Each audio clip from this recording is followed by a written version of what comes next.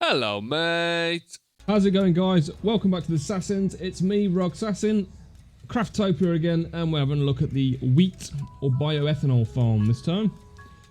Pretty simple, once you know how. Again, this is another one that's been made by Gordon, but I will do my best to explain it.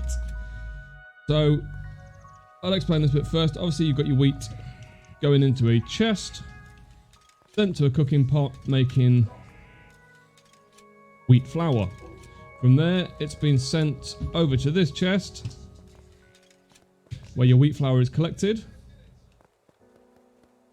and this is turning it into the bioethanol. It then spits it back out and collects it in the chest.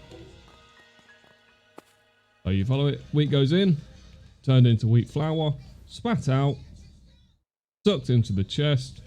This one picks it up and turns it into the bioethanol, spits it back out into the chest where it's collected with the rest of the bioethanol. And then to make the actual wheat itself, we've got this little doohickey contraption. So we've got loads of wheat fields, I think that's what they're called, wheat fields, stacked up on top of each other, making wheat. We've got a water sprinkler watering said wheat, and placed inside all of these we've got some reapers which every now and again pop up and slice the wheat to make it fall like that. We should get a display of that in a minute. Obviously once it's been chopped up, this sucks it up into nothing and drops it onto the conveyor belt, which then takes it to what we've previously looked at.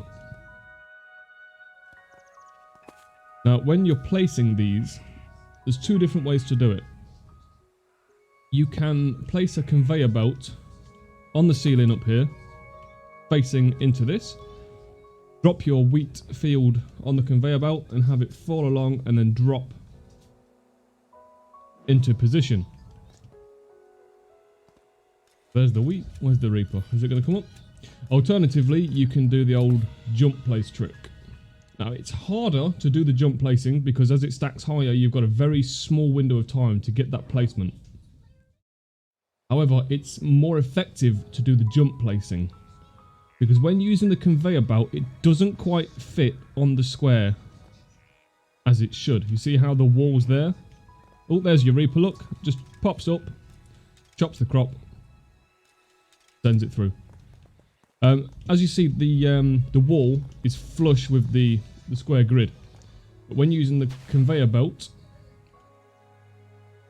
the wheat fields are slightly sticking out. So you can't build a wall behind it. Now, to demonstrate the jump placement,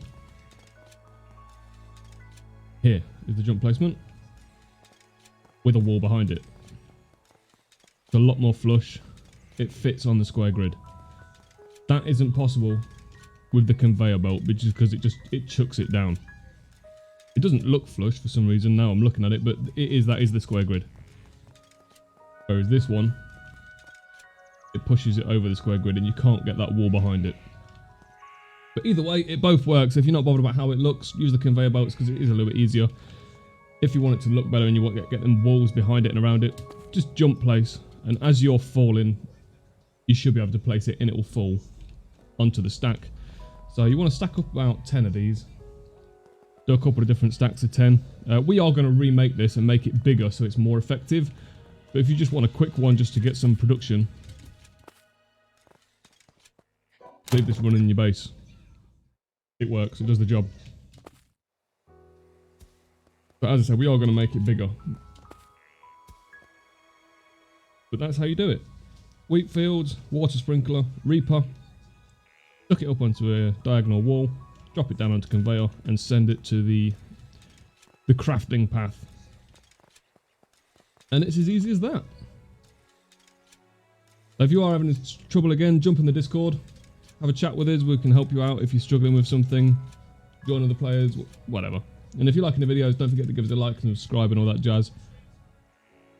We'll see you in the next one. Toodle pip.